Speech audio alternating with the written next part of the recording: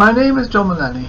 I'm a local historian here in Reading, and for the last 10 years or so I've been studying aspects of the great Benedictine Abbey that once stood on the eastern edge of the town. This video is based on a paper I wrote in 2019 and which can be found if you look up the website shown on screen. I'll put this on the last slide of this video, so don't worry about making a note of it here. There are two parts to this video. To begin with, I will describe what we know, or believe we know, about the structure, size, style and features of the east end of the Abbey. This is based upon evidence from our architectural knowledge of contemporary buildings, from the visible remains at Reading, from excavations, and from the 2012 Ground Penetrating Radar Survey, or GPR as I will refer to it, throughout this talk. In the second part, based upon this evidence, I will make some suggestions as to where King Henry I was buried within the Abbey. I've been frequently asked, do we know where Henry was buried? Or sometimes more directly, have you found Henry yet? We know for certain that he was buried at Reading. There's ample documentary and eyewitness evidence for this assertion. We also know, from the same records, that he was buried in the chancel, in front of the high altar. But the exact location, well, that is a bit of a mystery. I don't know if I can claim to solve the problem conclusively, but I will offer some alternative possibilities based, as you'll see, on various sources and using comparative examples. So let's start by placing Reading Abbey in its geographical location. It is situated in an area to the east of Reading town centre, spanning the Forbury Gardens, the Abbey ruins site, the area of St James's Church and Nursery School, and the section that up to 2012 was Reading Jail. Here I indicate the Abbey east end, or chancel, and transepts by superimposing white lines on a Google map of the area. This shows us that the chancel was in the area of today's Forbury Garden Day Nursery. To the north and south are the transepts, each with two apsidal or rounded-ended chapels. The far east of the chancel also has an apse. These apses are typical of monasteries based on the Cluniac design. If you'd like to find out more about the Cluniac Benedictines and their relationship to Reading, I suggest you have a look at the paper I mentioned above. This plan shows the dimensions of the chancel. They are approximations, and different surveys have produced slightly different results. Despite the inconsistencies in some of the figures, overall, to within a few feet, we can be fairly certain of the chancel's dimensions, namely with a length of about 50 or so metres, 170 feet, and a total width of well over 60 metres, 196 feet. If you want to make a comparison, this is comparable to Winchester and Salisbury, and much larger than St Albans. These measurements do not include the Lady Chapel, which was added in 1314 and would have probably added over 20 metres, 65 feet to the overall length. In short, this puts Reading on a par with the greatest monasteries in England. You may wish to pause the video at this point to look more closely at the plan.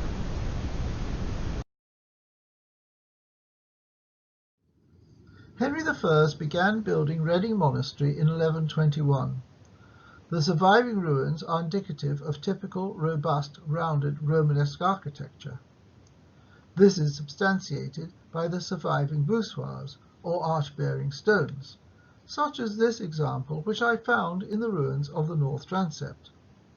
The same pattern can be seen in its entirety at Bockleton. The chapter house was a large barrel-vaulted building. Although it has been suggested that some of the window arches may have been pointed, there is no gainsaying its overall Romanesque style. Visualise in France, another Cluniac monastery, is typical of this architectural style. Note the towering pillars, known as giant order pillars, as they reach through several stories, supporting robust arches spanning the nave. But let's take a closer look at the chancel here in Reading.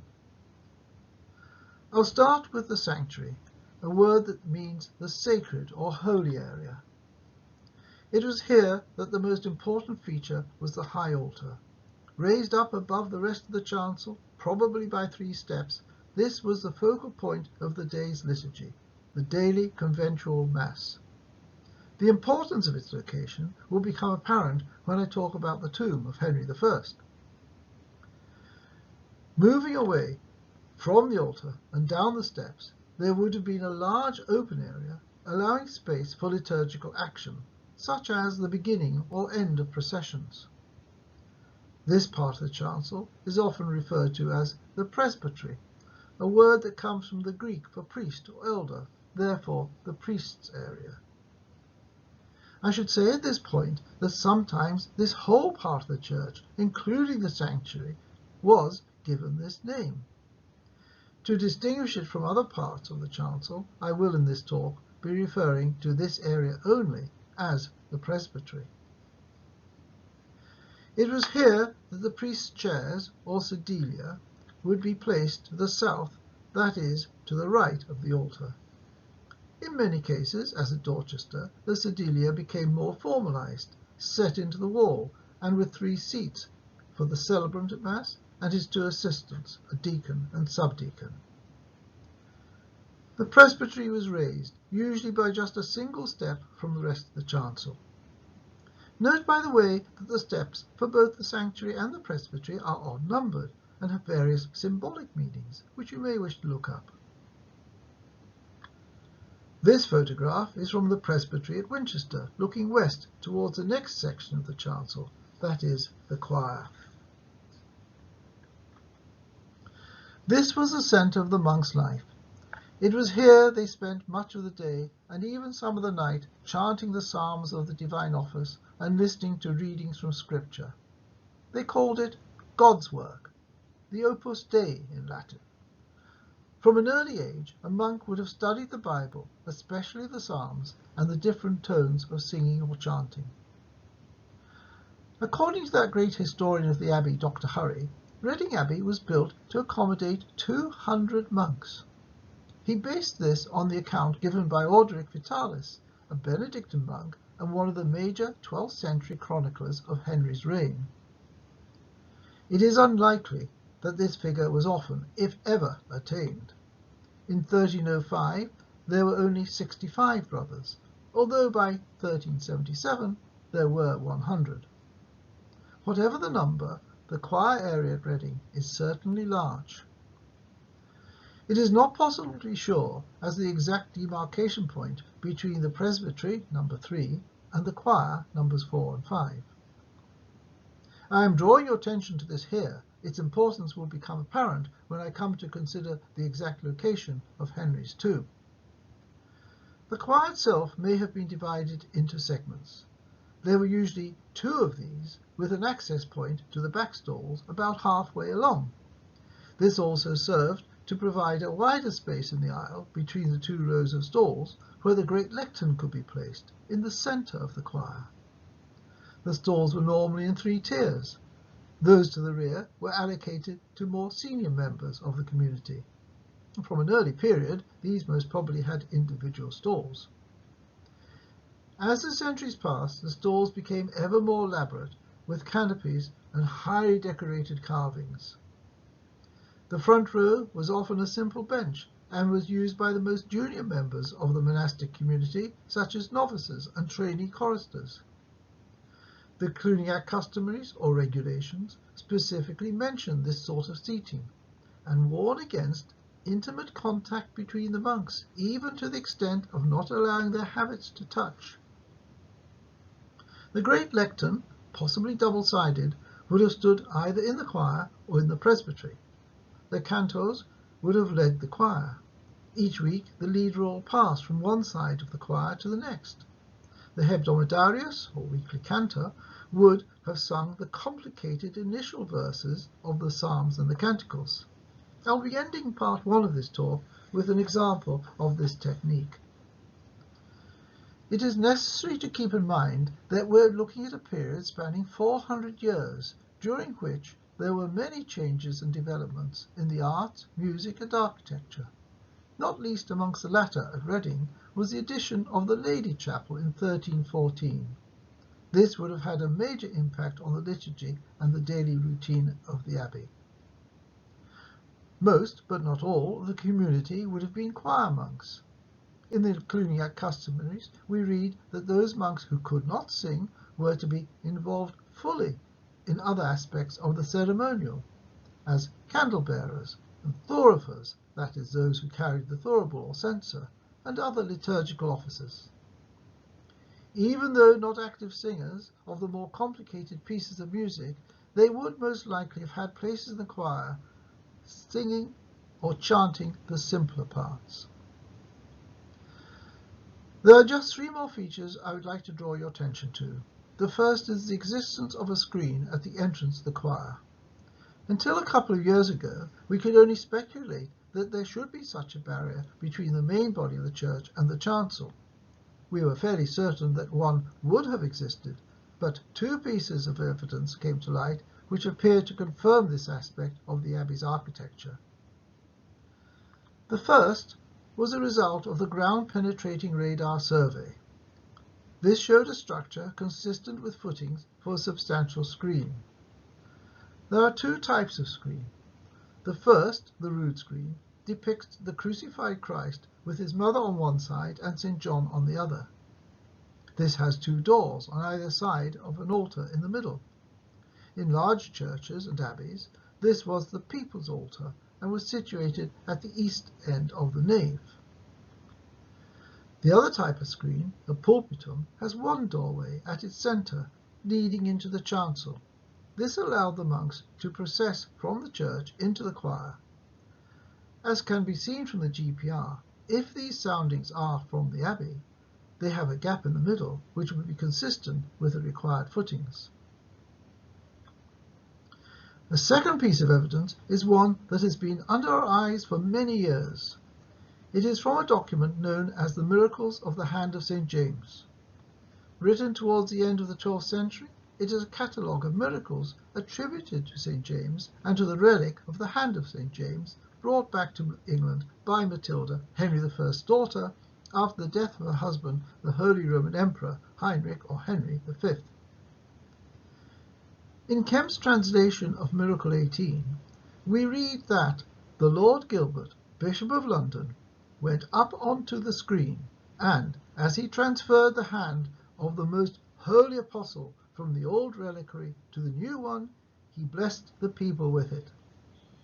This not only gives us a date of between 1163 and 1187, when Gilbert was Bishop of London, but the Latin word used for the screen is pulpitum. I have concentrated on the chancel, but even a casual glance at the plan of the East End shows that there's a great deal more to this part of the church than the chancel. In fact, this great church, with its nave and transepts, was designed for large gatherings, processions, and many visitors. The monks would often lead these processions and liturgical ceremonies, especially on feast days such as Easter and Christmas. But for most of the time, it would be smaller groups and individuals who would come to Reading as visitors and pilgrims. We have no idea of their numbers. Various estimates have been made, some based upon the size of the hospitium next to St. Lawrence's Church, which acted as a lodging house for pilgrims. But none of these estimates is definitive, so I won't even attempt to make a guess here. Before looking more closely at the rest of the East End, I will, however, describe the reasoning behind the specifics of its design. After all, the East End was integral to the purpose of the whole building. To the west of the chancel, the central part of the church, the nave, was for those coming to Mass and other liturgical services, especially processions led by the monks. Processions were core to the devotional activity of Cluniac Benedictines. The altar against the rood screen would have been the focus of attention. We read in the Customaries, that detailed instruction manual for the monks, which I mentioned earlier, that the floor was to be covered with fresh matting, which consisted of rushes, and this was to be done several times a year, especially before great feast days. Pilgrims would normally enter by the north door of the west front and make their way up the north aisle. There would have been various altars and shrines all the way along, either individually or in groups, some small, other larger, maybe members of a guild.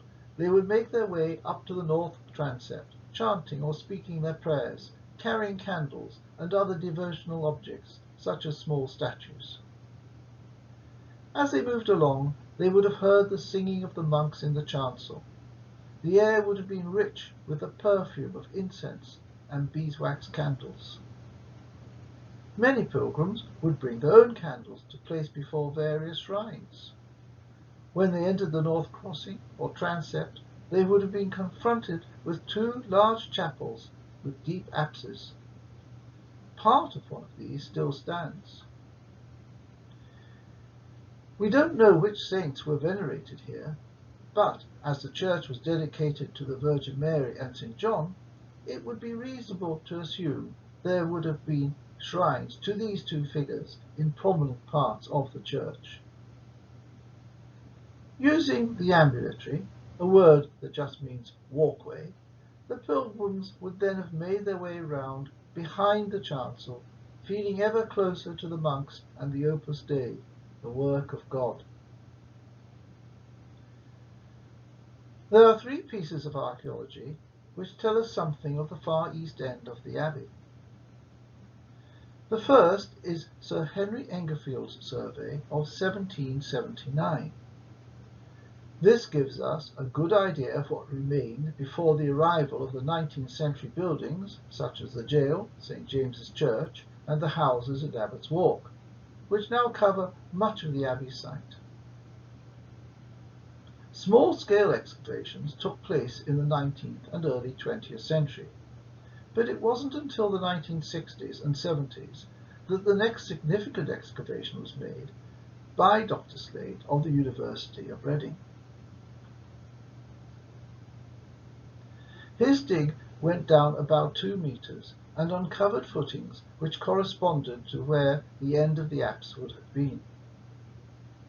In 2012, we undertook a GPR, a ground-penetrating radar, survey which confirmed Slade's findings and has given us a much fuller picture of the east end of the abbey. The purple markings are, the GPR experts say, probable graves. After 1314, when the Lady Chapel was built, the pilgrims may well have then gone into this chapel for special devotions to the Virgin Mary, such as the little office of Our Lady. This was a much shortened version of the great Divine Office. The pilgrims would then have moved round to the south transept to the first apsidal chapel. In the 19th century, this was called the Founder's Chapel, and in the ruins today a plaque still states this. We know, however, that Henry was buried in the chancel of the church. Exactly where is the subject of the second part of this talk. I propose, somewhat speculatively, that after 1133, when Henry I gave the hand of St. James to the abbey, this may have been the location of the shrine and altar of St. James. We know, again from one of the stories in the Miracles of the Hand of St. James, that by the late 1100s there was one such altar with a picture of the saint. The pilgrims would then have progressed down the south aisle and left the church by the more southerly door in the west end. And so we see that the design of the church in its every detail had a purpose. We can but imagine as to what it would have looked like, but we can be fairly sure that the walls would have been richly decorated. At Reading they would most probably have been painted, such as we see at San Michele in Formis, north of Naples, rather than with mosaics, such as at Monreale in Sicily. There would have been stained glass windows. Light was such an important part of the belief system of the time, with different colours having symbolic meaning. Indeed, there was a belief that as different shades of light carried with them certain aspects of divinity, so to stand in one colour or another was to participate in this divine attribute. But, as with so much to do with the details of the Abbey, we will never know what these windows depicted. I can't duplicate the sights and odours of the Abbey, but we can get some idea of the music that would have resounded around the great church. I will conclude this first part with a chant that we know was frequently sung at Reading. Not only do we have written records mentioning its use, but we have an extant document with the very tune that you will hear being sung, a document which dates to the time of the Abbey, and most probably came from the Abbey. So, whilst you listen to this chant, not only are you hearing the sounds of the Abbey, you are looking at the very page that the cantor would have been reading almost 900 years ago. De profundis gravi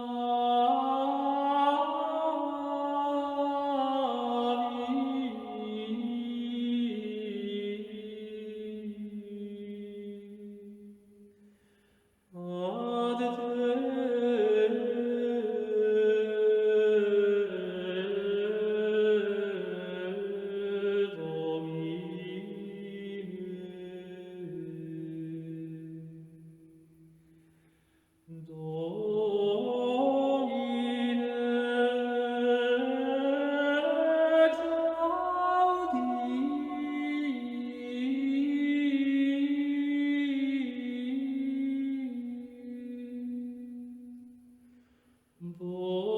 te,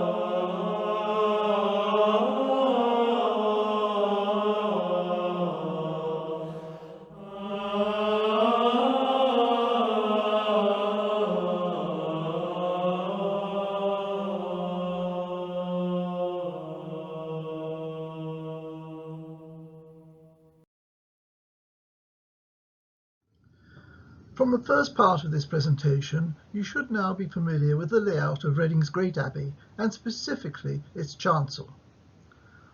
I also showed how this stood in relation to the modern buildings. In this second part, I will be concentrating mainly on documentary evidence which, together with our knowledge of the chancel, should help us to come to some idea, or maybe I should say some ideas, as to where Henry I was buried within the church.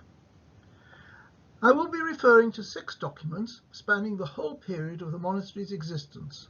They date from the late 12th century, not too long after Henry's burial in 1135, right up to 1532, only 7 years before the dissolution of the abbey by Henry VIII. In one form or another, each of these gives us some clues as to the location of the tomb. I'll run through these 6 documents fairly quickly. Let's see what they tell us. The first, almost within living memory of Henry's death, tells us that he was buried in front of the high altar. The Latin word used is altare, and is often translated as the high altar. One could argue that the Latin word for altar is ara, with the prefix alt meaning high, meaning therefore high altar. I'm being rather pedantic when I point out that the English phrase high altar is somewhat tautological, as strictly speaking it translates as high altar, much as the River Avon means the river. I don't want to make too much of this, for although the word ara was used in the Middle Ages, the word altare, as today, meant any altar.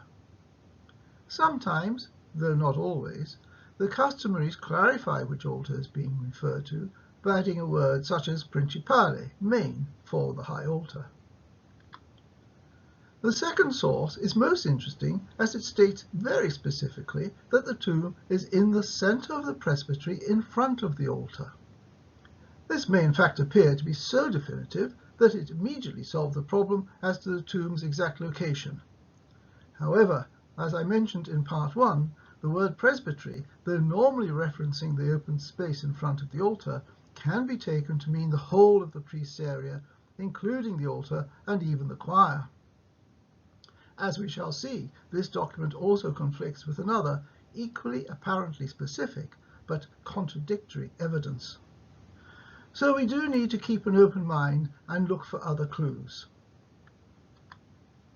The third document mentions that William of Poitiers, grandson of Henry I and son of Henry II, was, in 1156, buried at the feet of his grandfather.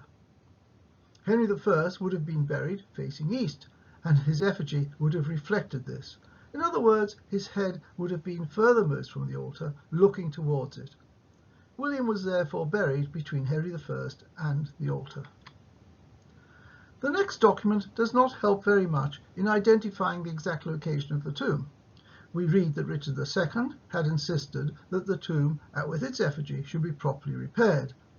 All we really learn from this is that there was an effigy, but there is no hint as to its position. The last document, written in English, followed what we may call today a royal inspection of the monastery.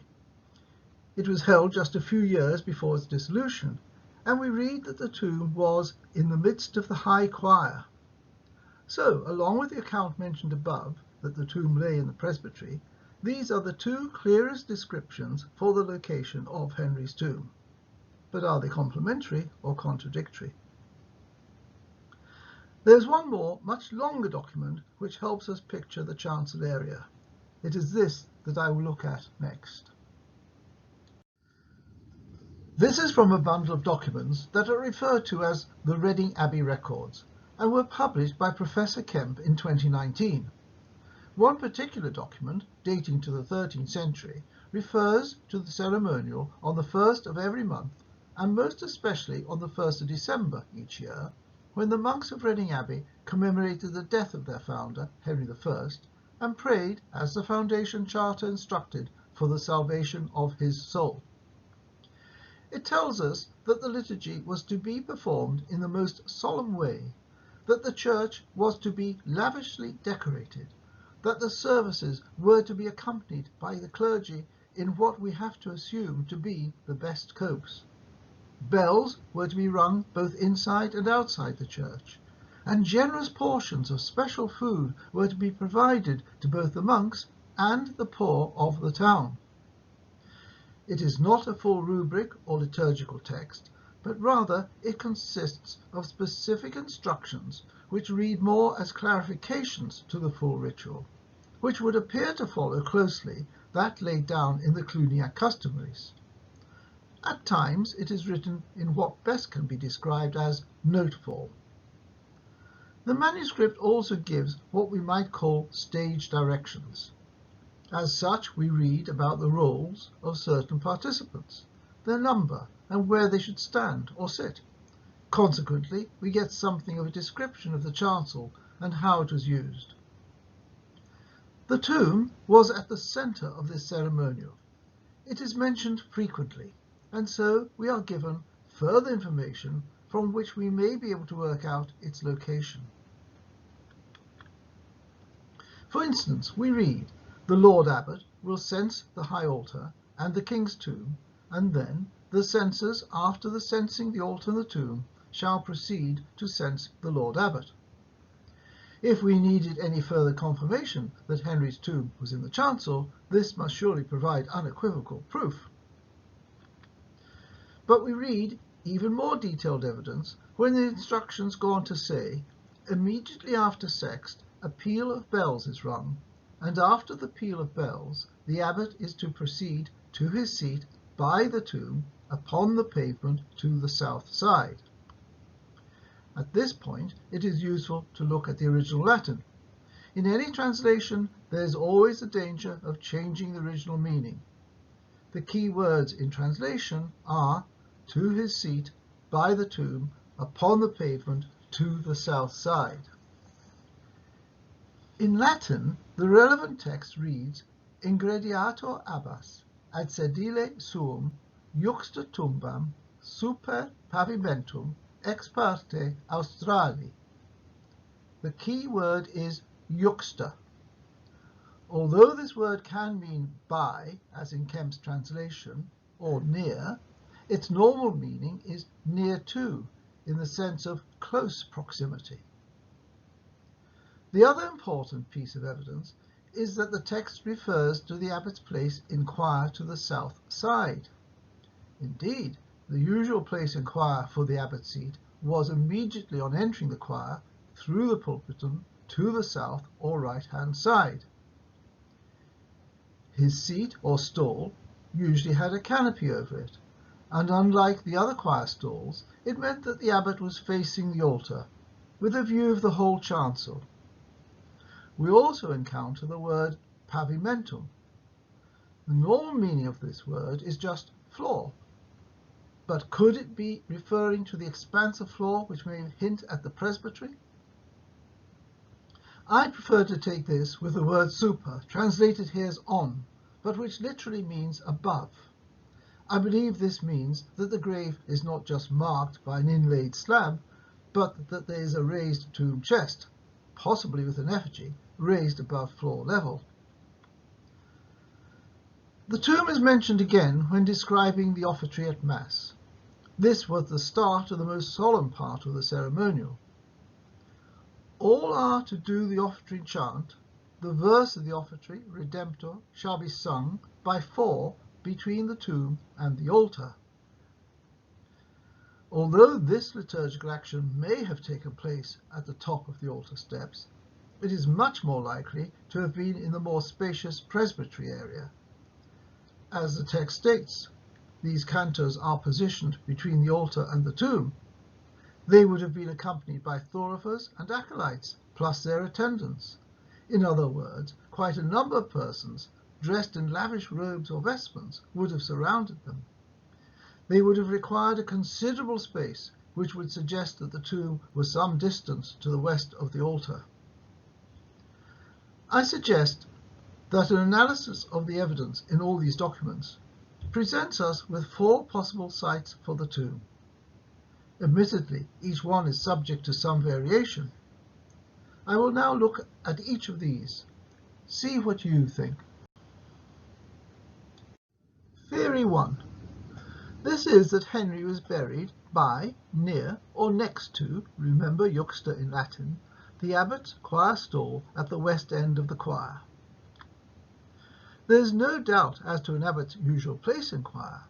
It was immediately to the right of the entrance via the pulpitum, in what is called a reverse stall, as seen in this view of Gloucester Cathedral. The abbot's stall is marked with a red rectangle on the plan. However, we encounter 2 problems. First of all, the Abbey records describe how the abbot took an active role in the ceremonial that accompanied the singing of the office. He is described, for example, as exiting the choir to change into a cope, and on re-entering he returns to his seat while the tomb is censed. Does the siting of the tomb in this position allow for such elaborate ritual demanding quite a deal of space? It should be recalled that the monk censing the tomb would most probably, Indeed, based on the description in the Cluniac Customaries, I have to say certainly have been, accompanied by several others as he encircled it. There would also have been a substantial lectern in the middle of the choir. Would this extra obstacle have made it impossible, or at least difficult, to execute the elaborate ceremonials surrounding the tomb? The answer to these questions is probably no. The aisle was over 13 metres wide, even allowing for the stalls taking up about 6.5 metres, as at Lincoln, and this is much more than normal.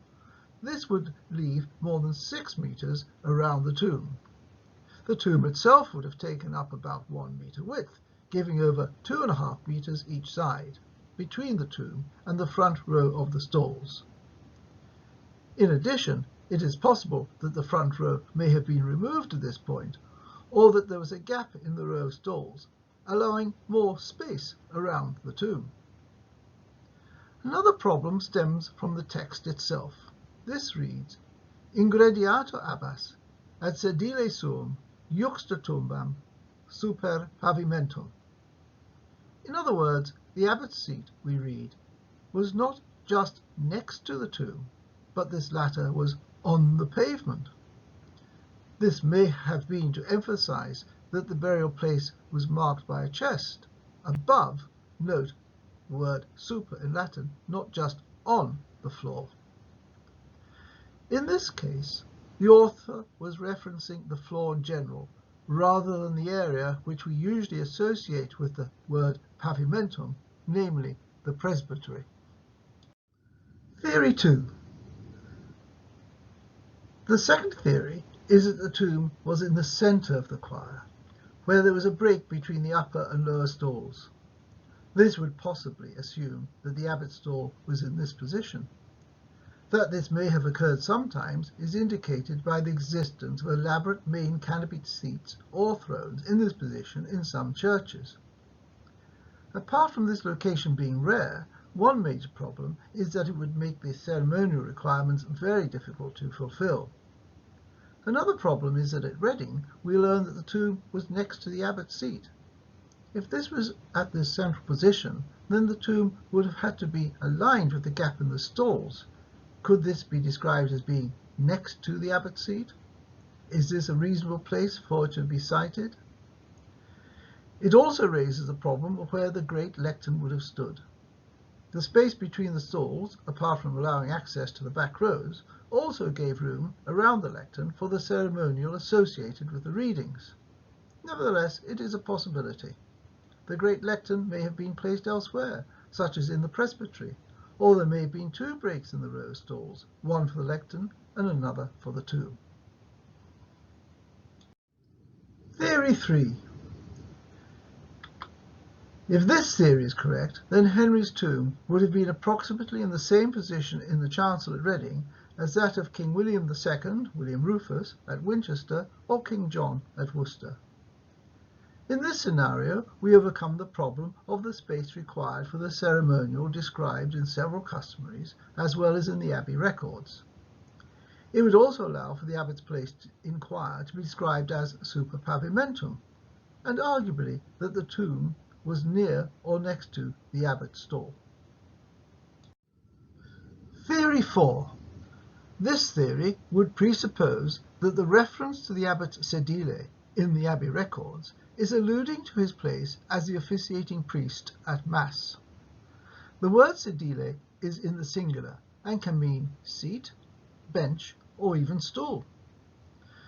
Today, it is more usual to find it in its plural form, sedilia, when referring to the 3 seats reserved for the celebrant priest, deacon, and subdeacon at Mass. These are situated to the south of the altar. An example of this may be seen in the photograph of the sedilia at Dorchester Abbey, Oxfordshire. Generally speaking, however, this arrangement appeared as permanent recessed stone structures later than the time of the manuscript. Moreover, we are using late 18th century terminology, so care needs to be taken in the interpretation of the words sedile or sedilia. There are several considerations associated with this theory, some of which appear to be contradictory. The first is that it would place Henry's tomb, if alongside the sedile, almost certainly near the steps to the altar, and so at the far eastern end of the presbytery. However, in Bennold's Visitation, we read that the tomb was in the middle of the choir, which would be at its western end. This is indeed very hypothetical, but the only way I can see that this passage makes sense is if it is stating that the abbot's choir seat was in this location, that is, near the altar. But the abbot would not always have been the presiding priest, and his stall in choir would most certainly not have been in this location. To me it seems much more likely that the word sedile in this context has its literal meaning of a seat, and that it must be referring to the abbot's seat in choir.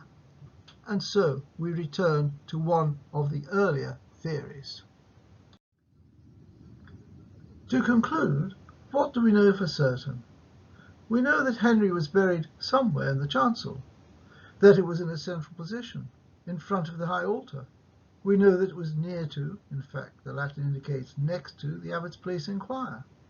We know that the tomb was a focus of elaborate ritual on the first of every month, and so required space for many clerics around it.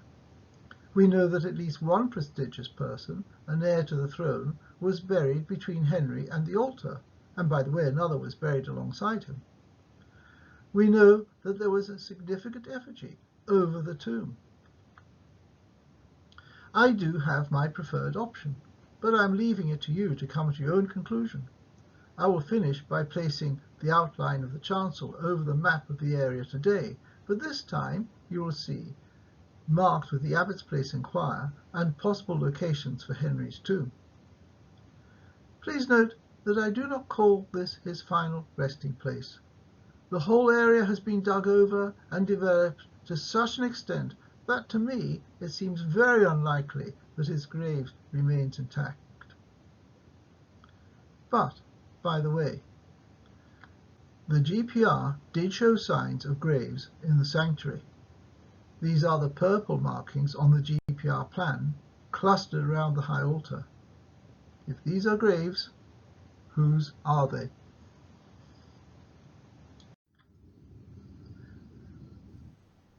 Salve.